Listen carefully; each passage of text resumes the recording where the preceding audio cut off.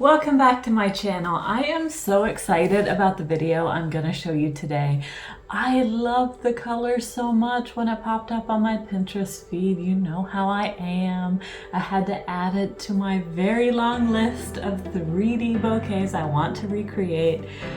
And I am just loving this process. I have learned so much already. It's crazy how much I'm learning. And I'm not bored yet. So I'm just gonna keep doing this as long as I feel like doing it. And I hope you guys love this content because I am having such a wonderful time.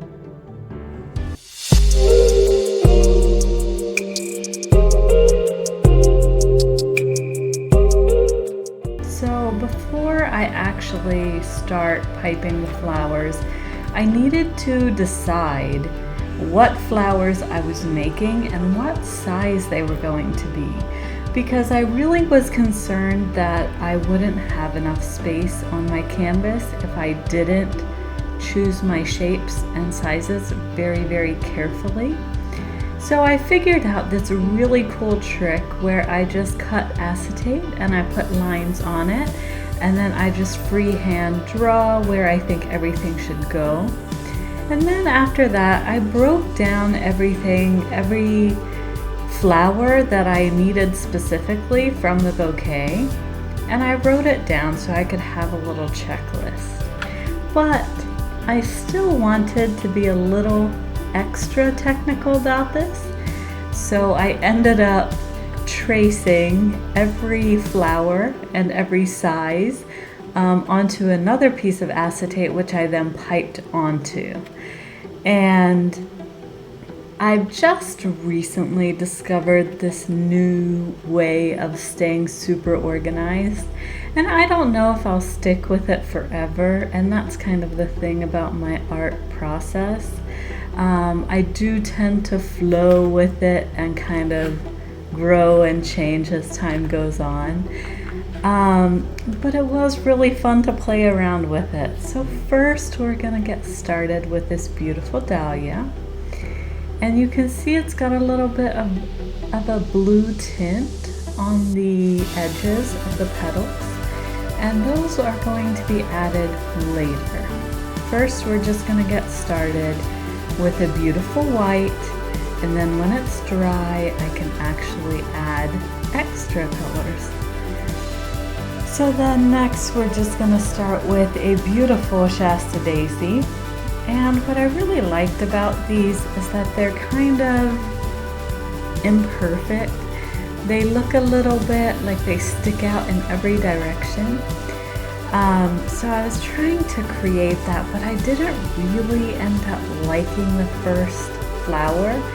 So I switched it out for a different piping tip, and then I found the one that I wanted to go with, and it worked a lot better. So I'm really pleased with this one. And sometimes I do have to figure out a different way, and then I end up making extra flowers in the process, but I always find a space to use those extra flowers. So don't worry, every flower finds a home. And then here we're just gonna get started with these, they're like a buttery yellow poppy. And then first we're gonna start off with one that's on its side, and then I'm also going to create some front-facing ones, but I really like to play around with the poppies being on their side whenever I can. Not every flower is very easy to pipe from a different perspective. So if they can be, I do try to do that, just because I like to keep things looking fresh and new. I don't want everything to look too symmetrical in my painting, so I just like to play around. So after I added my first layer of petals, I thought it might be fun to add a second layer to really make this poppy stand out. And I thought it looked so beautiful. And of course I did make more flowers than the ones I'm showing you. And that is just because this video would be much too long if I showed you every single flower. I made over 100 flowers for this video. It's crazy. It is definitely one of my most complicated paintings that I've done. And it was so much fun, but man, it was a lot of work. So I am splitting this into 2 videos so that you can actually see the footage, but split up over 2 weeks. So for this flower, I actually had a piece of clay that I had rolled into a ball weeks ago and left to dry. And I have a couple of these just in case I need to create something that requires a tall profile. And this was perfect. And I've been playing around with tulips lately because it's tulip season, of course, so I feel very inspired. But this tulip is a new design that I haven't really tried before, so I basically just sculpted it with a brush until I was pleased. I also made some ranunculus. I also made some roses. And of course, I tried to play around with different shapes. I also made a Gerbera daisy. And you can see here all of the layers that are in this Gerbera daisy. And this was my first approach at trying to make a Gerbera daisy that I really liked. And I actually had one in my house, and I'll show you the footage in a moment. And so I was really trying to break down how the petals are actually formed so that I could create the most accurate version as I possibly could. I did play around with it a lot. I made several different versions and they all look a little different. I haven't found one that I definitely know that I'm gonna stick with yet because I'm still kind of playing around with it. But I think this is one of the best versions. So I really feel happy that I was able to break it down. I like to find a challenge and then definitely, you know, find my own way of coming up with a solution. I think that's really satisfying. So, you know, it's really great when it works out, but sometimes I choose challenges that are a bit out of my league and then I feel a little frustrated. So, you know, you get to learn a lot about yourself if you want to be an artist or a creative in any type of medium. And so you just kind of gotta embrace the process and go with the flow. And then here you can see I'm making another Gerbera daisy. I needed it for my orange version. And you can see this one I had in my house. It's red. It is gorgeous. And I think I'm getting the same structure when I pipe, so I think that's really cool. And then here I'm just mixing up some nice bright yellow. And I am going to be working on a daffodil. And I really like to use my paint scraper. It's just very satisfying for me. And I just started piping my daffodil, and this was another thing I'd never done before.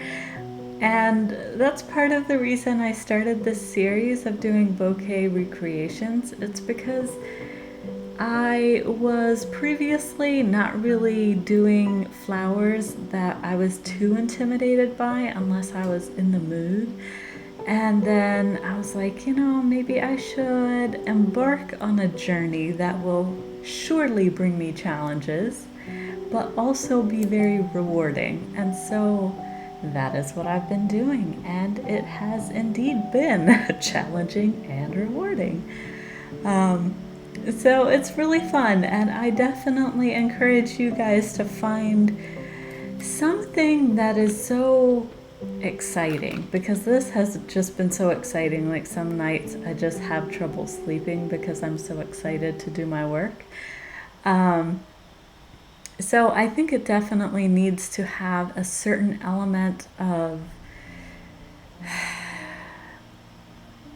surprise, maybe, desire, excitement, and passion. And then, even if you have a lot of challenges, you still want to keep trying. And for me, I've had my fair share, maybe my unfair share of challenges. I don't know. Depends on the day. Some days I feel like I've had too many, and other days I'm like, wee, I could keep going forever. But when you're just enjoying life and you're feeling just aligned and in the flow, challenges feel fun and not depressing. And so I try my best to give myself things to do that I know will be challenging, but they're the most exciting thing I can think of. And then when I learn things, I just feel so proud of myself for grasping a new concept, a new life experience that I've never had before. And I just love that feeling. I just think life is great. And then, it makes life a lot easier, because I think we all have our fair share of struggles, and it can be hard to go on sometimes, you know? I've definitely struggled with depression, and I'm sure some of you guys have too. And it's just really frustrating sometimes when you're living and you're not really enjoying life. And so what I learned from that is that you just gotta make life as fun as you can, whenever you can, however you can. And that's what I'm doing with this YouTube channel. It's been a difficult journey, but I'm so proud of it. I'm so pleased with it. And I just love connecting with you guys. And it's just so rewarding. So I hope you guys have enjoyed this video.